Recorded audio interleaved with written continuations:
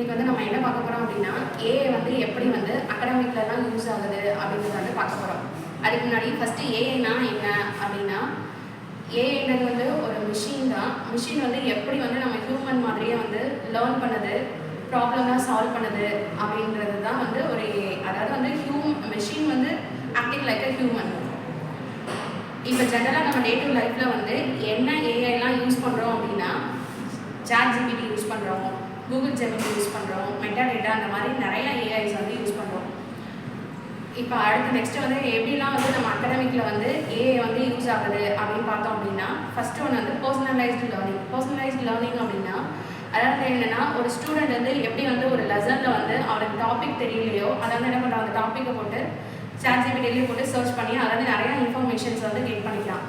So அந்த மாதிரி நம்மளே வந்து கற்றுக்கிறதுக்கு ஓனாக கற்றுக்கிறதுக்கு வந்து நிறைய யூஸ் ஆகுது. அதுதான் வந்து பர்சனலைஸ்ட் லேர்னிங். நெக்ஸ்ட்டு வந்துட்டு இது டுட்டோரியலாக வந்து ஆக்ட் ஆகுது.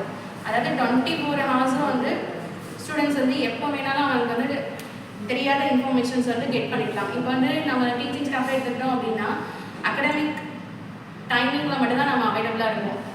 ஆனால் ChatGPTயில் போட்டோம் அப்படின்னா அவனுக்கு எப்போ வேணாலும் டவுட்டாக இருந்தாலும் 24 ஹவர்ஸ் வந்து அது வந்து என்ன டுட்டோரியலாக வந்து ஆக்ட் ஆகுது. ஸோ அதுலேருந்து வந்துட்டு அவன் வந்து இன்ஃபர்மேஷன்ஸ் கேதர் பண்ணி அவனோட டவுட்ஸை வந்து கிளாரிஃபை பண்ணிக்கலாம்.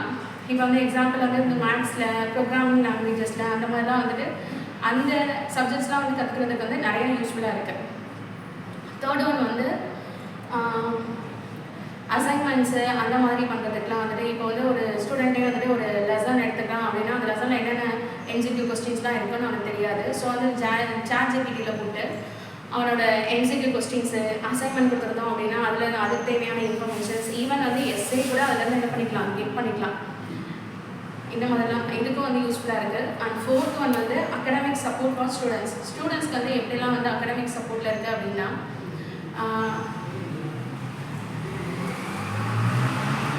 நோட்ஸ் வந்து மேக் பண்ணுறதுக்கு, சம்மரைசேஷன் எடுக்கிறதுக்கு இந்த மாதிரிலாம் வந்து யூஸ் ஆகுது.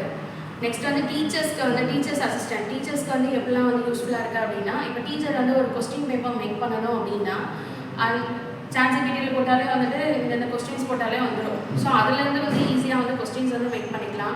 ஸ்டூடெண்ட்ஸோட அட்டண்டன்ஸ் வந்து கீப் பண்ணுறதுக்கு, அட்டண்டன்ஸு மார்க்ஸ் இதெல்லாம் வந்து ட்ராக் பண்ணுறதுக்கு இதுக்கெலாம் வந்து யூஸ்ஃபுல்லாக இருக்குது.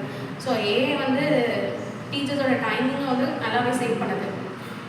இந்த மாதிரி பார்த்தோம் அப்படின்னா ஏஐ வந்து நிறையா ஃபீல்டில் வந்து நமக்கு வந்து ஹெல்ப்ஃபுல்லாக இருக்குது. இது வந்து டெக்னாலஜியோட டெவலப்மெண்ட் வந்து ஹாப்பியாக தான் இருக்குது.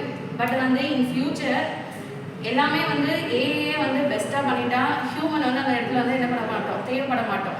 இதனால வந்து ஏஐனால நமக்கு யூஸ்ஃபுல்லும் இருக்குது, கொஞ்சம் ட்ராபேக்ஸும் இருக்குது. பார்க்கலாம் இன் ஃப்யூச்சர் வந்து ஏஐ வந்து ஹியூமனை வந்து பீட் பண்ணிவிட்டு எல்லா இடத்துலையும் ஏஐ வந்துச்சு அப்படின்னா அது நமக்கு தான் லாஸ்.